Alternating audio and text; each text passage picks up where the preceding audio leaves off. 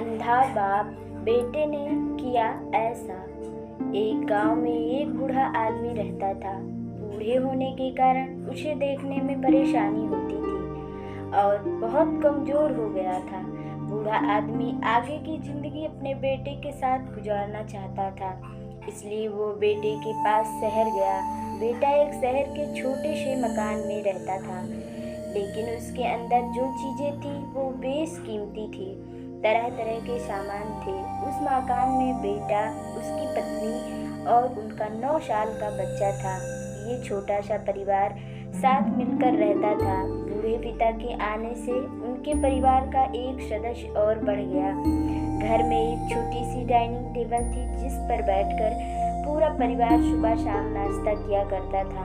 बूढ़ा पिता अपनी कमजोरी के चलते हमेशा खाने की चीजें नीचे गिराता रहता और कई बार कांच के बर्तन भी टूट जाया करते थे। कुछ दिनों तक तो बहू और बेटे ने ये सब सहन किया, लेकिन बहुत दिनों तक ऐसा चलता रहा तो उन्हें भी बुरा लगने लगा। मेरी इतनी कीमती चीज है पिताजी गिरा के फोड़ देते हैं।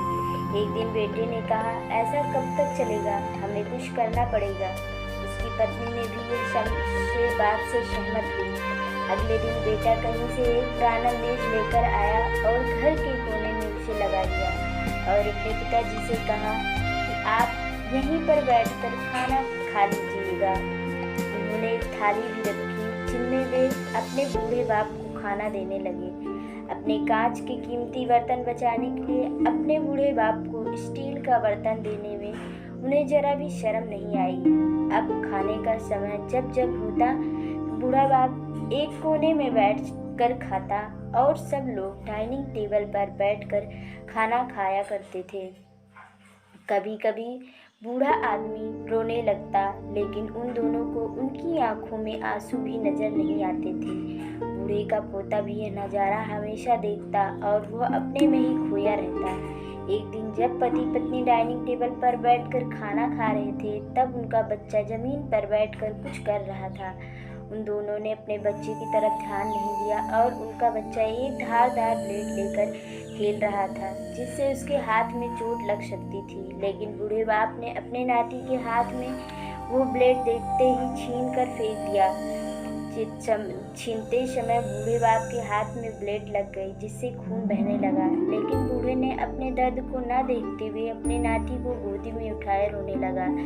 जब बच्चे के पिता ने अपने बूढ़े बाप को देखा तो उसे अफसोस होने लगा। मैंने अपने पिताजी के साथ कितना बुरा बर्ताव किया, लेकिन फिर भी मेरे बच्चे के लिए खुद को चोट पहुंचा दी। दोनों पति पत्नी एक दूसरे का मुंह देखने लगे और अपने पिता के आंसू पोंछकर उन्हें अपने डाइनिंग टेबल पर बैठाकर भोजन कराने के लिए ले गए। अगले दिन कमरे के कोने से वो पुराना मेज हट गया और अब बूढ़ा पिता बाकी परिवार के साथ मिलकर फिर से खाना खाने लगे।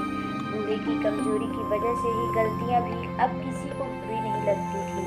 ये कहानी हमें बताती है, जरूरी नहीं कि जैसे हम आज हैं वैसे ही भविष्य में रहें।